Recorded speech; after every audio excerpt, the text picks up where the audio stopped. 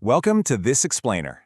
Okay, today we're going to expose a massive secret about your bottom line, and that is why a superior customer experience is actually your most powerful financial asset. If you want sustainable growth, the kind of growth that doesn't completely blow up your marketing budget, you are absolutely in the right place. We're going to dive right into the data to show you exactly how this whole thing works. So, let's kick things off with a pretty tough question that challenges that old traditional mindset of frantically hunting for new leads just to survive a tough economy. Where is your profit actually hiding? With uncertainty pretty much always on the horizon, a lot of brands just instinctively focus on cutting costs or, aggressive hunting. But the data reveals a wildly different reality about where your focus should actually be. It's all about nurturing what you already have. Because it turns out, your biggest growth engine isn't your sales team or some massive advertising budget. Forbes notes that acquiring a new customer costs a massive 5 times more than just keeping an existing one. Think about that cost multiplier for a second. Every single time you lose a customer, you're forced to spend 5 times the effort and capital just to replace the exact same revenue you already had. It basically traps you on this endless, exhausting hamster wheel of acquisition. And the numbers here brilliantly illustrate the loyalty profit boom. Gartner reports that a staggering 80% of your future profits are going to come from just 20% of your current, loyal customers. So your biggest growth engine? It isn't out there in the wild. It's quite literally already sitting in your database. If you can optimize the experience for that crucial core group, they become an absolute powerhouse for long-term growth. They spend more, they cost a lot less to serve, and they actually stick around. And it's not just that they stick around. They'll happily open their wallets a bit wider for you. The market isn't just about hunting for the absolute lowest price anymore. Amplify data actually shows 86% of buyers will pay a premium just for a superior experience. Let that sink in. People will literally hand over more of their hard-earned money just so they don't have to deal with a headache. Quality interactions have a direct, incredibly measurable monetary value. Section 1. Decoding customer experience. Moving beyond reactive support. Let's clear up some of this industry jargon, because it can get confusing. Customer service is essentially a reactive fix. A customer has a problem, they call you, and you fix it. Customer experience, or CX, is the proactive, holistic design of the entire journey, all the way from their very first ad impression right through to their post-purchase support.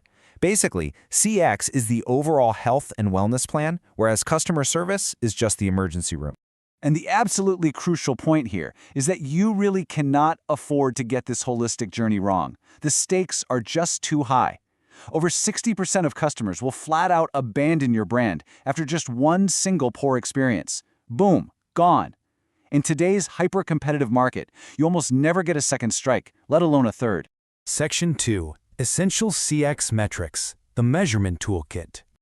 Okay, let's break down this alphabet soup of what they feel metrics. First up, NPS, or Net Promoter Score. This tracks your overall brand loyalty and how likely a customer is to actually recommend you to a friend. Next, we have CSAT, or Customer Satisfaction, which is a quick pulse check right after a specific interaction, like right after they hang up a support call. And finally, CES, or Customer Effort Score. This one measures journey friction. Basically, how hard did the customer actually have to work to get what they needed? Lower effort almost always equals higher loyalty. But the how we act metrics are just as vital, particularly first response time, or FRT. This measures how long it takes your team to send the very first reply to a customer's inquiry. We all know that awful frustration of just staring at a ticket submitted screen, right? FRT acts as this incredibly powerful early warning system for customer frustration. When those response times start to slip, satisfaction scores are pretty much always the very next thing to plummet. Speed is a massive component of building trust. Section 3. The Optimization Playbook. Actionable steps to boost retention. Now, implementing a truly superior CX doesn't just happen by accident, right? It's a highly systematic process. First off, you've got to assess your baseline by mapping out your current interactions. Second, define a crystal clear vision of what your ideal experience actually looks like. Third, set those measurable KPIs we just talked about. Fourth, roll out your improvements in phased implementations. Don't try to do it all at once. And fifth, continuously monitor that feedback loop so you can keep iterating and improving over time.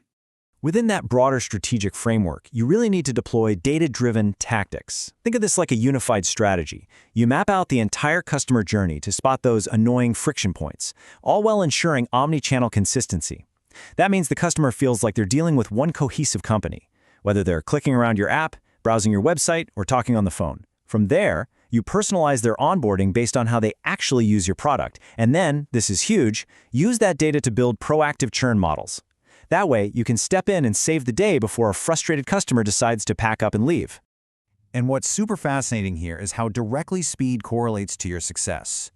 Optimizing for fast email and chat response times directly minimizes churn risk while simultaneously boosting your team's operational efficiency. Think about it, a really quick first reply often solves the problem in fewer steps. That means way less back and forth, significantly lower support costs, and a much, much happier customer. It's a total win-win. Section 4.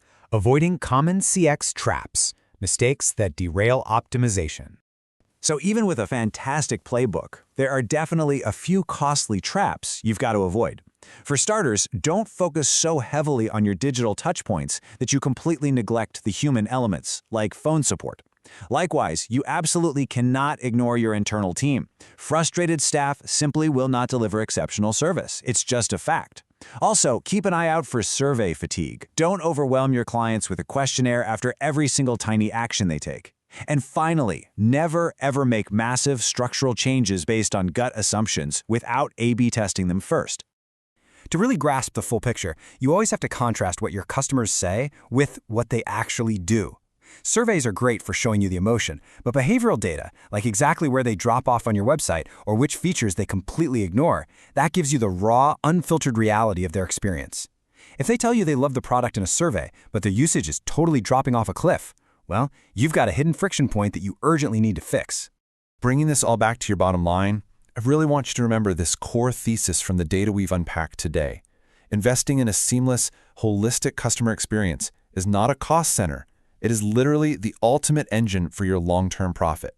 It's all about keeping those customers you work so incredibly hard to get in the first place and turning them into fiercely loyal advocates for your brand. So, as we wrap up this explainer, I want to leave you with one final critical question.